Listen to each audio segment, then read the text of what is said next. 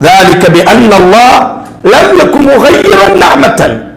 எந்த சமுதாயத்திற்கு நாம் கொடுத்திருக்கக்கூடிய அருள்கொடையையும் நாம் பிடுங்கிவிட மாட்டோம். எவ்வளவு பெரிய அருள்கொடை தெரியுமா?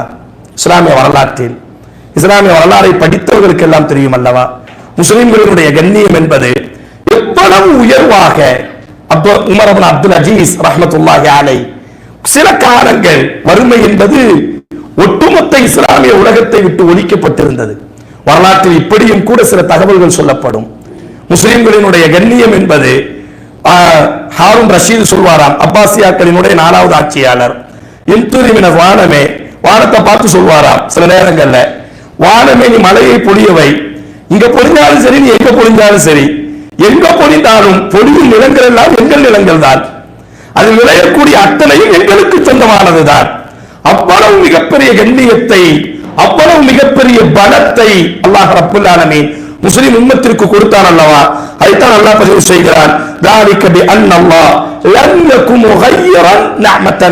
எந்த சமுதாயம், சமூகம் என்று சொன்னால் எங்கோ ஒரு அரசியலை நோக்கி மட்டும் பார்வை செலுத்தாதீர்கள். தனிப்பட்ட வாழ்க்கையாக இருக்கட்டும், அல்லது அல்லாஹ் அன்பர்கள் சொல்வார்கள், உங்களுக்கு ஏற்படக்கூடிய அத்தனை சோதனைகளும் உங்களது கரங்களால் செய்யப்பட்ட பாவத்தின் விளைவுகள் தான். அதற்கான தீர்வு அல்லாஹ் தௌபாவில் வைத்திருக்கிறான். ஏற்படக்கூடிய சோதனைகள், கஷ்டங்கள், சமூகம் என்று பேசும் பொழுது, மாற்றம் என்று பேசும் பொழுது எங்கோ நம்முடைய பார்வை செல்கிறதை தவிர, சமூகத்தில் நானும் ஒரு அங்கம்தான், என்னை நான் மாற்றிக்கொண்டால் சமுதாயம் மாற வேண்டும், சமூகத்தின் நிலைமைகள் மாற வேண்டும், சமூகத்தில் கண்ணீர் துடைக்கப்பட வேண்டும், முஸ்லிம்களின் கண்ணியம் உயர்த்தப்பட வேண்டும். ஆதலால் முஸ்லிம் சமுதாயம் மாற வேண்டும். முஸ்லிம் சமுதாயம் என்றால் யார்? நான் தான் இந்த சமுதாயத்தில் உள்ளவன். அதைத்தான் அல்லாஹ் சொல்கிறான், இன்னல்லாஹ லா யுகையிரு மா பிகௌமின். எந்த சமுதாயம் தன்னை சீர்திருத்தம் செய்து கொள்ளாதோ அல்லாஹ் அவர்களினுடைய வாழ்க்கையில் மாற்றத்தை ஏற்படுத்த மாட்டார். அல்லாஹ் நமது கண்ணியத்தை மீள வைக்க வேண்டுமையானால், நம்முடைய சிறப்பை அல்லாஹ் மீட்டுக் கொண்டு வர வேண்டுமையானால், அல்லாஹ் நமக்கு உதவி செய்ய வேண்டுமையானால், அல்லாஹ் நம்மிடத்தில் எதிர்பார்ப்பது நம்மிடத்தில் மாற்றத்தை அல்லாஹ் எதிர்பார்க்கிறார். அதனால்தான் ரசூலுல்லாஹி ஸல்லல்லாஹு அலைஹி வஸல்லம் ஒவ்வொரு தனிப்பட்ட மனிதர்களாக இஸ்லாமிய வரலாறை ஆய்வு செய்த ஒரு கிறிஸ்தவ ஆய்வாளர் சொல்வார், உலகத்தினுடைய எல்லா புரட்சியாளர்களுக்கும் முஹம்மது ஸல்லல்லாஹு அலைஹி வஸல்லத்தினுடைய புரட்சிக்குமான ஆக பெரிய வித்தியாசம் என்னவென்றால், உலகத்தினுடைய புரட்சியாளர்கள் எல்லாம் புரட்சியை பற்றி பேசினார்கள், மாற்றத்தை பற்றி பேசினார்கள், சமூகத்தினுடைய அவலத்திற்கு குரல் கொடுத்தார்கள். ஆனால் முஹம்மது ஸல்லல்லாஹு அலைஹி வஸல்லம் மட்டும்தான் சமூகத்தில் ஒவ்வொருவரையும் மாற்றி காட்டினார்கள், ஒவ்வொரு குடும்பத்தை மாற்றி காட்டினார்கள். குழந்தையிலிருந்து முதியவர் வரை அத்தனை அவர்களினுடைய வாழ்க்கையிலும் முஹம்மது ஸல்லல்லாஹு அலைஹி வஸல்லம். ஆதலால்தான் இந்த மற்ற எல்லா புரட்சியாளர்களும் முஹம்மது ஸல்லல்லாஹு அலைஹி வஸல்லம் எல்லா புரட்சியாளர்களுக்கும் ஒரு வித்தியாசமாக, எல்லா புரட்சியாளர்களை காட்டிலும் முஹம்மது ஸல்லல்லாஹு அலைஹி வஸல்லம் முதல் தரத்தில் வைத்து உலகம் பார்ப்பதற்கு காரணம் என்பதாக அந்த கிறிஸ்தவ ஆய்வாளர் ஆய்வு செய்துவிட்டு சொல்வார். உங்களுக்கு தெரியும், மெல்போர்ன் ஒரு கிரிக்கெட் பார்த்துருக்கவங்க ரொம்ப அறிஞ்சு வச்சிருப்பீங்க. ஆஸ்திரேலியால ஒரு மைதானத்துக்கு பேரு மெல்போர்ன். அது ஒரு மகாராணியினுடைய பேரு, மகாராணியினுடைய பேர் தான் மெல்போர்ன். அவங்க என்ன செய்யறாங்கன்னா, அவங்களுக்கு ஒரு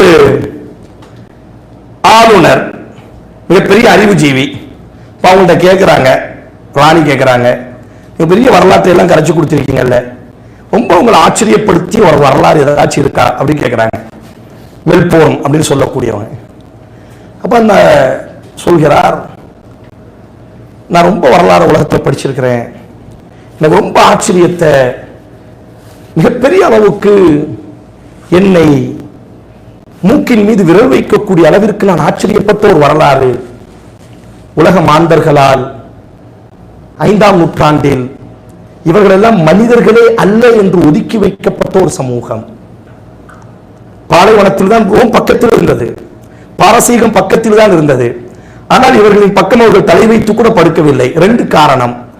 ஒன்று, இவர்களை எல்லாம் நாம் ஆட்சி செய்து விட்டால் நமக்கே கேவலம் என்பதற்காக கூட என்ன செய்யவில்லையா, அவ்வளவு மனித உருவத்தில் பல்வேறு குறைகளை, பல்வேறு கெட்ட குணாதிசயங்களை சுமந்திருந்த ஒரு சமூகம்.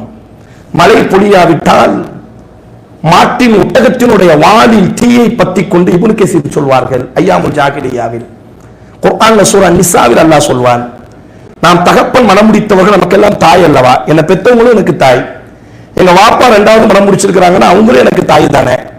ஆனா இந்த அரேபியர்களினுடைய ஜாகிலியத்தினுடைய குணாதிசயங்களை குர்ஆன் சொல்லும், தகப்பன் மரணித்ததற்கு பிறகு தகப்பனின் சொத்தை பங்கு வைப்பதை போன்று தகப்பன் மனமுடித்த பெண்களையும் கூட பங்கு வைத்த கூட்டங்கள் இருந்தார்கள் என்று குர்ஆன் சூரா நிசா அது தவறு என்பதாக பேசும். அவ்வளவு அசிங்கங்களையும் ஆபாசங்களையும் சுமந்திருந்த ஒரு சமுதாயம்.